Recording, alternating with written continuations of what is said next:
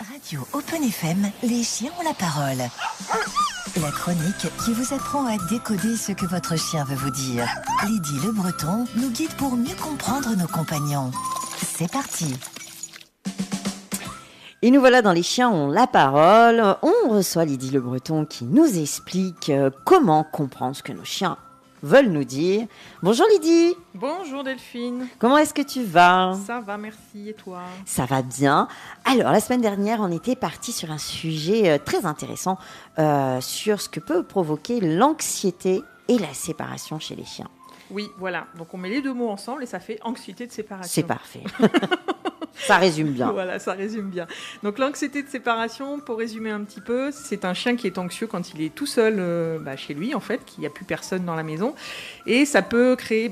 c'est une crise de panique, en fait, limite.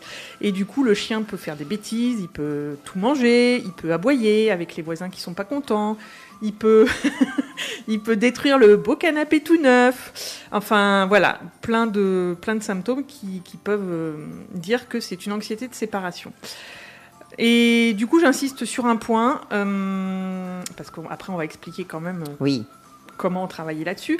Mais j'ai tout de même envie d'expliquer un point et de rappeler un point dont on a parlé la semaine dernière, c'est de surtout pas gronder ni punir son chien quand on rentre, même si je sais que c'est pas facile de... Quand on est fatigué du travail, et là on rentre, on est fatigué, et puis faut faire le ménage, quoi. C'est pas sympa, mais c'est comme ça. Et oui. On va courir et puis on fait une belle petite méditation et ça ira mieux après. Ben oui, parce que si on le fâche finalement, en fait, ça va empirer le problème. C'est ça. Parce que ça va créer plus d'anxiété. C'est ça, t'as tout compris. Eh bien, très bien. Bon, et de quoi on va parler aujourd'hui Alors aujourd'hui, on va parler de la zone de calme qu'il est bien de mettre pour le chien quand les gens sont là. D'accord. Donc quand tu dis les gens, c'est les membres de la famille ou des visiteurs, peu importe. Quand les personnes de la famille sont là, ouais. Ouais, ok. Que le chien, en fait, il soit pas... Toujours sollicité, peut-être. Voilà, toujours sollicité, et puis surtout qu'il ne soit pas anxieux quand il est tout seul, du coup. Parce que souvent, le chien, il est anxieux quand il est tout seul, parce que quand il est là, il est tellement sollicité et tellement derrière tout le monde que, une fois qu'il est tout seul, mince. Qu'est-ce qui se passe ? C'est ça. D'accord, ok. Ah bah écoute, nous t'écoutons. Alors, du coup, il est bien, de créer ce que je peux appeler une bulle de sérénité. Oui. Donc un lieu où le chien il va pouvoir se poser tranquillement, donc une panière dans un coin, hein. C'est bien de ne pas le mettre au milieu du passage tant qu'à faire, parce que faut que le chien puisse aller se reposer quand il en a envie, en fait, quand il en a envie et quand il en a besoin. Alors j'aimerais bien faire une petite parenthèse sur la cage, parce que souvent les chiens utilisent la cage. Alors, je ne suis pas totalement contre, hein, voilà. Après, laisser un chien enfermé dans une cage 10 heures, là, je dis non, par contre. Ah bah non. Oui, mais bon, il y en a qui le font. Et malheureusement, alors c'est bien, hein, parce que quand le chien est dans la cage, forcément, il ne va pas détruire le canapé, etc. Sauf que ça ne règle pas l'anxiété et le problème du chien. Il faut prendre le problème à la source.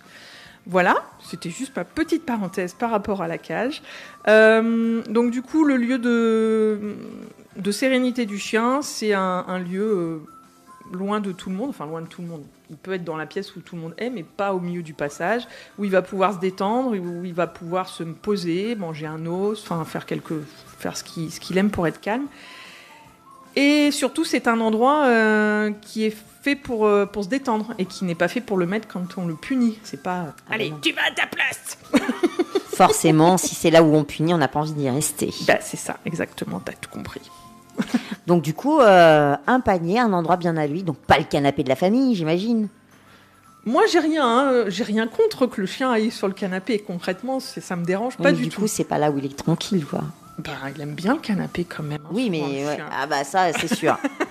Ça, c'est sûr, ça sent son maître et tout. Après, ça dépend où est le canapé, ça dépend de plein de choses. Moi, je sais que mon chien, il a son petit canapé. Bon, alors, c'est que le sien, parce que c'est le canapé, il est plein de poils. Donc... c'est ça. Ça, je connais. Moi, j'avais mon chien, il avait son fauteuil. Hein. Mais voilà. Mais après, moi, ça me dérange pas qu'un chien monte sur le canapé. Après, il faut voir les conséquences que ça a. Si tu peux plus monter sur le canapé parce que le chien, il s'est accaparé le canapé, là, c'est un autre problème. Donc, un lieu de ressources. Ouais. Où il peut être tranquille. Qui peut être tranquille, bien à son aise. Et comme ça, en fait, il a son élément de ressources, même quand on n'est pas là. C'est ça. Et du coup, ça peut être bien aussi, sur ce lieu de ressources, de lui donner des choses pour se calmer, pour s'occuper. On en a déjà parlé dans la précédente la mastication. Ouais, t'as bien retenu, voilà. La mastication, le tapis de léchage, le Kong, enfin des choses qui vont l'occuper en fait et qui vont le faire qu'il va rester tranquille, posé sur son lieu de couchage. Voilà. Ok, et du coup, tu parles aussi d'un exercice peut-être pour le... Pour le laisser tout seul. Ouais, pour le laisser tout seul, comment on peut apprendre à son chien de pouvoir s'occuper quand on n'est pas là finalement Après, il n'a pas forcément besoin de s'occuper tout le temps, mais moi, ce que je pense surtout qu'il est important de faire, c'est que le chien, il apprenne à pas être tout le temps dépendant de ses maîtres, tout le temps dépendant de ses gardiens. Et ça peut être bien, même quand le gardien, il est là, de lui apprendre à ne rien faire et d'apprendre aussi que nous, on ne fait rien en fait. On peut se poser dans le calme, on lit, je sais pas, on fait la sieste. C'est ça, on n'est pas obligé de toujours être en activité. Quoi. Voilà, on n'est pas toujours obligé d'être en activité et on n'est pas obligé de solliciter tout le temps le chien en fait. Voilà. Donc en fait, garder des moments de calme et puis à ce moment-là, dire au chien de se mettre dans son élément aussi et que là, c'est le moment calme en fait. C'est ça. Apprendre à rien faire. Apprendre à rien faire, c'est ça. Apprendre à rien faire et apprendre l'indépendance, apprendre le calme, apprendre l'autonomie en fait. Faut pas que le chien il soit dépendant de la présence de ses gardiens en fait. D'accord. Alors voilà. Donc voilà. Et donc ça, c'est des choses qui se font petit à petit. J'imagine qu'on peut pas du jour au lendemain dire non, maintenant on fait du calme, tu bouges là-bas et puis. Non, on fait pas ça du jour au lendemain. Après, au pire, on peut m'appeler, et je suis là pour aider. Bien évidemment. Bien évidemment, SOS Lydie à votre écoute. Voilà, SOS Lydie à votre écoute. Je viens là, je regarde la situation. Voilà, tu fais une analyse. Je fais une analyse, je vois ce qu'il est possible de faire parce qu'après. Je ne donne pas des conseils généraux. Je m'adapte à la famille, au chien, de ce qu'il est possible de faire. Aux besoins, l'environnement. Aux besoins, l'environnement, etc. Exactement. Okay. Ouais. Et donc, on peut te contacter sur ton site internet. Oui, instinctdelien.com. Voilà. Et puis, il y a tout un tas de stages, d'activités. Vous verrez, il n'y a pas que ça. Donc, je vous conseille d'aller. Je vous conseille d'aller sur instinctdelien.com. Et sur la chaîne YouTube aussi, où vous pouvez retrouver les podcasts. Et oui. Parce que si vous avez loupé, là on est arrivé à l'épisode, je sais plus. Voilà. Alors, on a déjà fait deux chroniques complètes.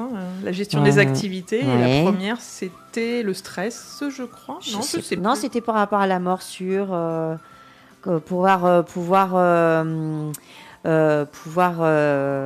détecter chez son chien les signaux d'apaisement. Les signaux d'apaisement. Oui, c'est ça. Enfin, en tout cas, tous les podcasts sont sur ma chaîne YouTube. Ouais, exactement. Donc voilà, n'hésitez pas, la chaîne YouTube Instinct de Lien aussi. C'est Lydie Le Breton, Instinct de Lien, je me rappelle plus du nom, mais de toute façon, sur mon site... voilà, c'est lié directement, Facebook, Instagram. Voilà, bref, vous pouvez pas la louper. C'est ça. Eh bien, écoute, merci Lydie. On parlera la semaine prochaine d'un autre point qui est toujours en lien avec... Eh oui, toujours en lien avec la solitude, avec l'autonomie. D'accord. Eh bien, super. Eh bien, c'était Les Chiens ont la parole avec Lydie Le Breton. On se retrouve la semaine prochaine. Et puis surtout, en attendant, tendez l'oreille et écoutez ce que votre chien veut. C'était Les Chiens ont la parole sur Radio Open FM. Lydie Le Breton, comportementaliste canin. Retrouvez-la la semaine prochaine et sur son site instinctdelien.com. D'ici là, soyez à l'écoute de votre chien. Il a quelque chose à vous dire.